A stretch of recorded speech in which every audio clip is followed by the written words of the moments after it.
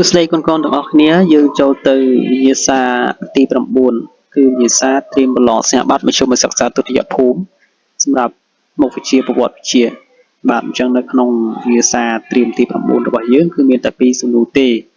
សំណួរទី1សួរថាតើអាស៊ានជាអ្វីហើយប្រទេសកម្ពុជាបានទទួលផលអ្វីខ្លះពីការចូលជាសមាជិកអាស៊ាន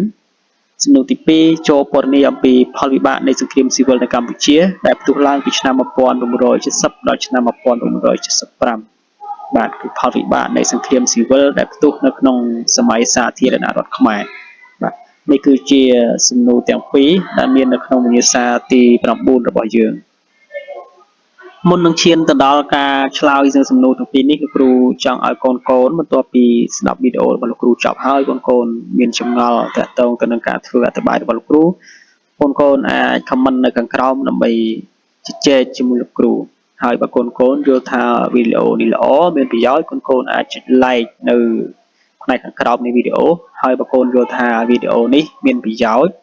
ហើយមានសារៈសំខាន់សម្រាប់ការប្រឡងរបស់កូនៗអាចចុច share ចែករំលែកទៅកាន់មិត្តភ័ក្តិរបស់ពួកយើងដើម្បីឲ្យពួកគាត់ឃើញវីដេអូនេះដូចយើងដែរ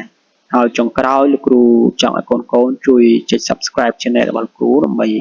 ផ្ដល់ជាកម្លាំងចិត្តដល់លោកគ្រូក្នុងការធ្វើវីដេអូថ្មីជាបន្តទៀតបាទនេះជាចម្លើយនៃសំណួរទី1ទាក់ទងទៅនឹងសមាគមអាស៊ានសំណួរដែលសួរថាតើសមាគមជាជាតិអាស៊ីអាគ្នេយ៍ជាអ្វីហើយកម្ពុជាទទួលបានផលអ្វីខ្លះពីការចូលជាសមាជិកបាទនេះគឺជាចម្លើយសមាគមអាស៊ានគឺជាសមាគមប្រជាជាតិដែលនៅក្នុងតំបន់អាស៊ីអាគ្នេយ៍ហើយអាស៊ានបង្កើតឡើងដើម្បីពន្លឿនវិស័យសេដ្ឋកិច្ចវិទ្យាសាស្ត្រអប់រំនិងដោះស្រាយបញ្ហាប្រកបដោយសន្តិវិធីមិនតែប៉ុណ្ណោះវាគឺជាការប្រមូលផ្ដុំទីផ្សារធំមួយនៅក្នុងតំបន់អាស៊ីអាគ្នេយ៍ដើម្បីអភិវឌ្ឍរួមគ្នាតាមរយៈកម្មវិធីកិច្ចសហប្រតិបត្តិការការពារស្ថិរភាពសេដ្ឋកិច្ចក្នុងតំបន់ក៏ដូចជាការប្រកួតប្រជែងពីប្រទេសមហាអំណាចធំៗនៅលើពិភពលោកបាទនិយាយខ្លីទៅគឺសមាគមអាស៊ានគឺសំដៅទៅលើបណ្ដុំនៃប្រទេសដែលនៅក្នុងតំបន់អាស៊ីអាគ្នេយ៍តាមរយៈការចូលជាសមាជិកអាស៊ានរបស់កម្ពុជាទទួលបានផលប្រយោជន៍ដូចខាងក្រោមដែលលោកគ្រូសូមរៀបរាប់ទី1គឺកម្ពុជាសម្រេចបាននៅផ្នែកមួយនៃមុំ2យុទ្ធសាស្ត្រត្រីកោណគឺសមាហរណកម្មប្រទេសចូលទៅក្នុងតំបន់ទី2កម្ពុជាលែងឯកោដូចពីមុនទៀតទី3កម្ពុជាអាចឈរស្មើមុខស្មើមាត់ជាមួយប្រទេសនានានៅក្នុងតំបន់ដែលជាសមាជិកអាស៊ាននិងចូលរួមកាន់តែច្រើនជាមួយការសម្រេចចិត្តជាមួយប្រទេសនានាក្នុងតំបន់ទី4កម្ពុជារក្សាបាននូវសន្តិសុខសេរីភាពនិងអធិបតេយ្យភាពទី5កម្ពុជាអាចចូលរួមដោះស្រាយបញ្ហាផ្សេងៗជាមួយប្រទេសនៅក្នុងសមាជិកអាស៊ាននិងទី6កម្ពុជាអាចដោះស្រាយបញ្ហាព្រំដែនជាមួយប្រទេសជិតខាងដោយសន្តិវិធីតាមយន្តការអាស៊ានបាទនេះគឺជាផលប្រយោជន៍ដែលកម្ពុជាទទួលបានក្នុងវិស័យនយោបាយទី2គឺវិស័យសេដ្ឋកិច្ចបាទអញ្ចឹងការចូលជាសមាជិកអាស៊ានរបស់កម្ពុជាតាមរយៈផ្នែកសេដ្ឋកិច្ចកម្ពុជាទាញបានផលប្រយោជន៍ដូចជាទី1កម្ពុជាក្លាយជាកន្លែងវិនិយោគដ៏ទាក់ទាញរបស់ប្រទេសនានាទី2កម្ពុជាធ្វើពាណិជ្ជកម្មមានភាពងាយស្រួលជាងមុនទី3ប្រជាជនកម្ពុជាអាចរកការងារធ្វើបានយ៉ាងទូលំទូលាយទាំងក្នុងនិងក្រៅប្រទេសទី4កំណើនភ្ញៀវទេសចរនៅកម្ពុជាមានការកើនឡើងទី5ការចូលជាសមាជិកអាស៊ានជាផ្នែកមួយដែលជំរុញឲ្យសេដ្ឋកិច្ចកម្ពុជាមានកំណើនរៀងរាល់ឆ្នាំទី7កម្ពុជាទទួលបាននូវប្រាក់កម្ចីដ៏ច្រើនពីដៃគូអភិវឌ្ឍន៍នានាដោយរាប់ចាប់តាំងពីធនាគារអភិវឌ្ឍន៍អាស៊ីធនាគារពិភពលោកនិងប្រទេសជាមិត្តនៅក្នុងតំបន់ដោយអត្រាការប្រាក់ទាបនិងទី7កម្ពុជាទទួលបានផលប្រយោជន៍ពីការអភិវឌ្ឍវិស័យផ្សេងៗដូចជាកសិឧស្សាហកម្មពាណិជ្ជកម្មជាដើមទី4គឺផ្នែកទំនាក់ទំនងបាទតាមរយៈការចូលជាសមាជិកអាស៊ានរបស់កម្ពុជាទាញបាននូវផលប្រយោជន៍ផ្នែកទំនាក់ទំនងដូចជាជំរុញឲ្យមានការកសាងហេដ្ឋារចនាសម្ព័ន្ធផ្លូវថ្នល់ការលើកលែងទិដ្ឋាការរវាងប្រទេសនានាក្នុងតំបន់អាស៊ាន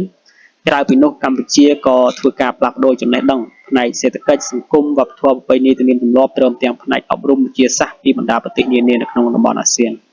សម្រាប់ផ្នែកសង្គមតាមរយៈការចូលជាសមាជិករបស់សមាគមអាស៊ានគឺកម្ពុជាទទួលបាននូវកិច្ចសហប្រតិបត្តិការជាមួយប្រទេសនានាក្នុងតំបន់ដើម្បីថែរក្សាសន្តិភាពសន្តិសុខសង្គមទប់ស្កាត់ការជួញដូរមនុស្សជួញដូរធម្មយាននិងអំពើភេរវកម្មបាទនេះគឺជាចម្លើយដែលកម្ពុជាទទួលបានផលប្រយោជន៍កើតចេញពីការចូលជាសមាជិកអាស៊ាន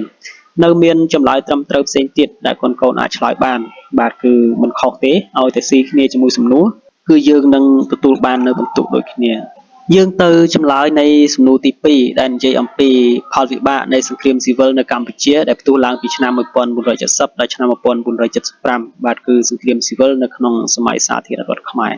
បាទអញ្ចឹងផលវិបាកនៃសង្គ្រាមស៊ីវិលលោកគ្រូសូមលើកយក3ចំណុចទី1គឺផ្នែកនយោបាយទី2ផ្នែកសេដ្ឋកិច្ចនិងទី3ផ្នែកសង្គម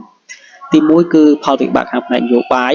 លោកគ្រូសូមលើកយក3ចំណុចតូចៗដែលមានដូចខាងក្រោមគឺ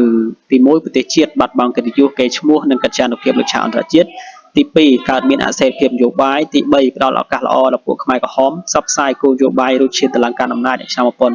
បាទនេះគឺជាផលវិបាកខាងនយោបាយដែលកើតចេញអំពីសង្គ្រាមស៊ីវិលពីឆ្នាំ70ដល់ឆ្នាំ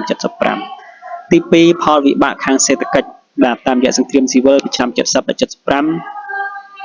ចំពោះផ្នែកសេដ្ឋកិច្ចគឺកម្ពុជាខាត់បងដូចជាទី1ដីស្រែចម្ការត្រូវបោះបង់ចោលរួចក៏ខ្លាយទៅជាចម្ការមីននិងរណ្ដៅគ្រាប់ទី2រោងចក្រសហគ្រាសត្រូវបានបំផ្លាញទី3ចម្ការកៅស៊ូក៏ត្រូវបានបោះបង់